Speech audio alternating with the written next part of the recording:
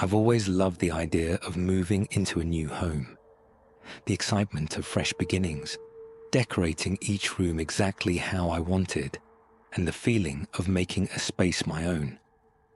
So when I finally saved up enough to buy a small house in a quiet neighborhood, I jumped at the opportunity.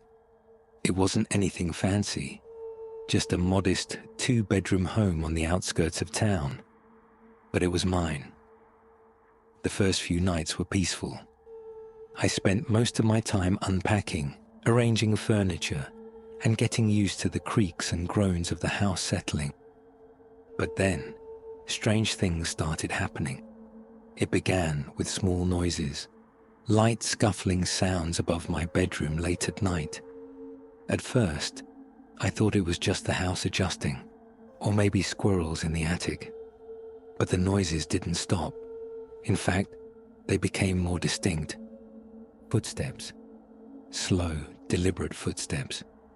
I tried to brush it off. Maybe an old pipe was expanding, or I was just imagining things. But one night, I was lying in bed when I heard something different.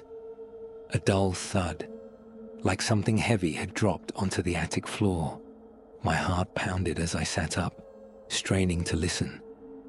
Then came the unmistakable sound of shuffling, someone moving. I told myself it had to be an animal. The idea of a raccoon or even a stray cat up there was more comforting than the alternative. So the next morning, I grabbed a flashlight and pulled down the attic ladder. A rush of stale, musty air greeted me as I hesitated at the opening. The attic was mostly empty, except for some old insulation and a few forgotten boxes left by the previous owners. I shined my flashlight across the wooden beams, looking for any sign of an animal, but there was nothing. No droppings, no torn insulation, nothing. Just as I was about to head back down, I noticed something that made my stomach drop.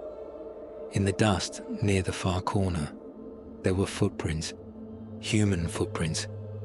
I backed down the ladder, my mind racing. Had someone been living up there? How long had they been there? I immediately called the police. When they arrived, they searched the attic thoroughly, but found no one.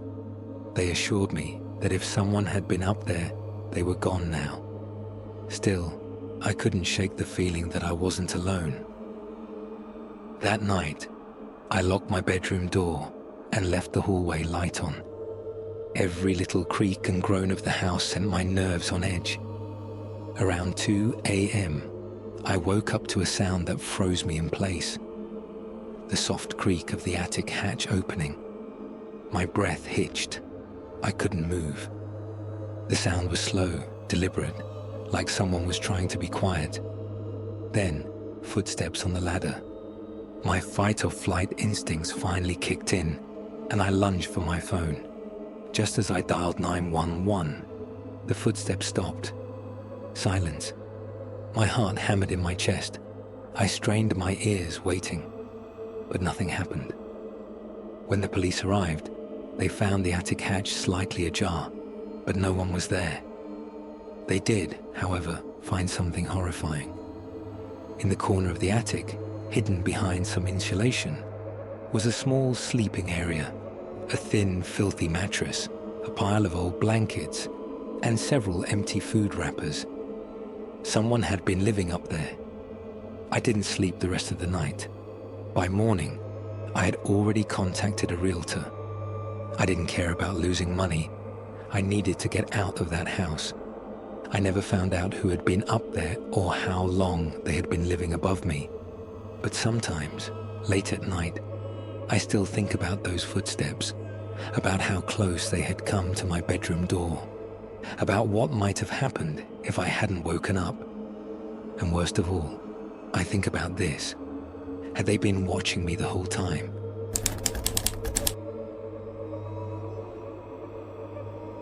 Moving into a new house was supposed to be exciting. My wife and I had just bought our first home together, a modest 2-story place in a quiet suburban neighborhood. It wasn't anything fancy, but it was ours. From the moment we stepped inside, though, something felt off. I chalked it up to first-time homeowner jitters. The house had been vacant for a while, and the air was thick with the smell of dust and old wood. Nothing sinister, just the scent of a house waiting to be lived in again.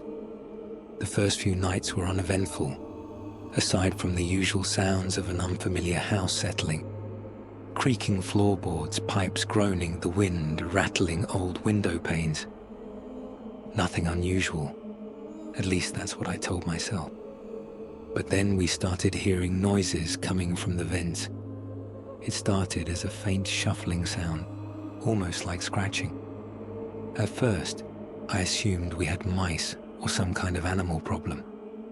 But every time I went to check, I found nothing.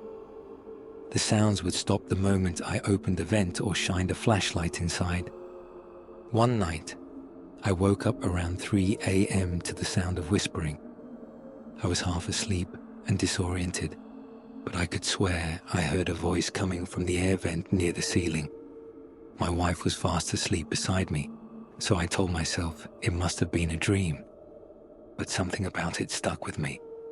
The next day, I bought a small camera and slid it into one of the larger vents in the hallway. I figured if there were mice or some kind of animal, I'd catch them in the act. I didn't expect to find him. That night, around 2 a.m., I checked the footage on my phone. At first, there was nothing, just dark, empty vents. But then, at 2:47 a.m., a face appeared. It was only there for a few seconds, but I saw it clearly. A pair of sunken eyes, skin pale and stretched tight over sharp cheekbones. A grin, wide and unnatural, staring directly into the camera. I dropped my phone. My heart was hammering so hard I thought I might pass out. I didn't want to look again, but I had to.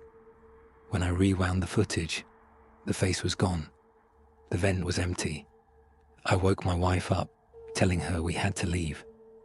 She thought I was losing my mind, until we both heard it. A long, slow creaking noise coming from inside the walls, followed by whispering. It wasn't words.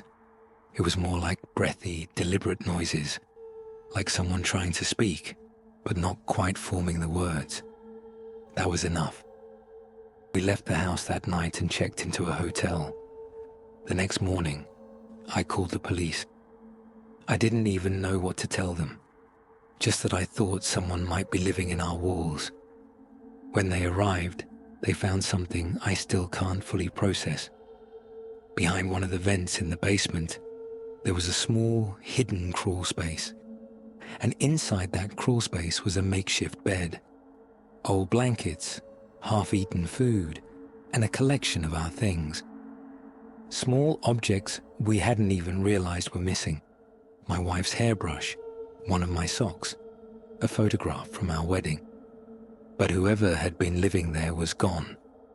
The cops said it was likely a squatter, someone who had been staying in the house before we moved in and had found a way to hide after we arrived. But that doesn't explain the face in the vents. It doesn't explain the whispering at night. We put the house back on the market the next day. I don't know if the new owners ever experienced anything. I didn't want to know. All I know is that sometimes, when I wake up in the middle of the night, I still hear the whispering, and I wonder if we ever really left him behind.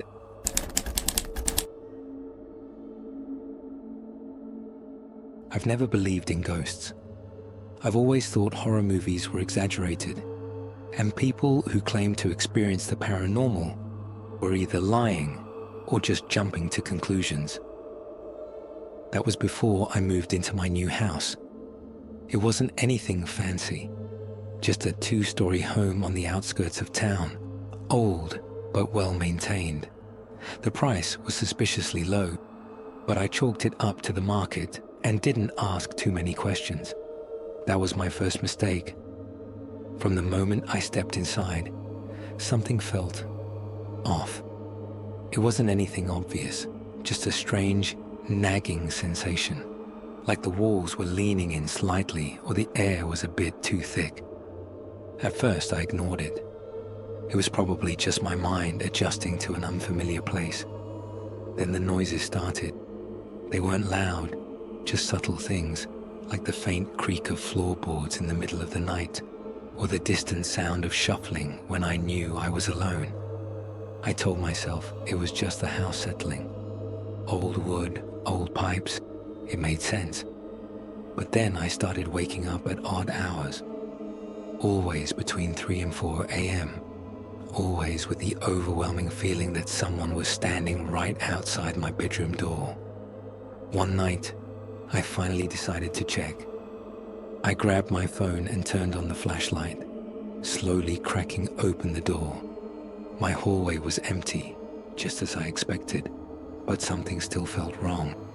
My skin was crawling. Then I heard it, a quiet, deliberate inhale. It came from the end of the hall, just beyond the stairwell, where the shadows were thickest. I froze. I knew I was alone. I had locked the doors. The house was empty, and yet someone was there. I wanted to turn back, to run into my room and pretend I hadn't heard it, but my body moved on its own. Step by step, I crept forward, my heart pounding so loudly I swore it would give me away. My flashlight beam shook as I aimed it toward the stairwell, and then I saw it. A figure, tall and motionless, was standing at the bottom of the stairs. It wasn't quite human. Its limbs were just a little too long, its head tilted slightly as if it was listening. The worst part was his eyes, deep, sunken pits that reflected nothing. Yet somehow, I knew it was staring directly at me. I couldn't move. I couldn't breathe. It just stood there, silent and watching. Then, it took a step forward. That was enough. I turned and ran back to my room, slamming the door shut and locking it. I didn't sleep. I sat on my bed, shaking, phone clutched in my hand, waiting for the handle to turn or the door to creak open. But nothing happened. By morning, it was gone. I tried to convince myself it was a dream, a trick of the dark. But deep down, I knew the truth. I wasn't alone in that house. I moved out 2 days later. I never told anyone why. I never went back. But sometimes, when I wake up in the middle of the night, I swear I can still feel it watching me,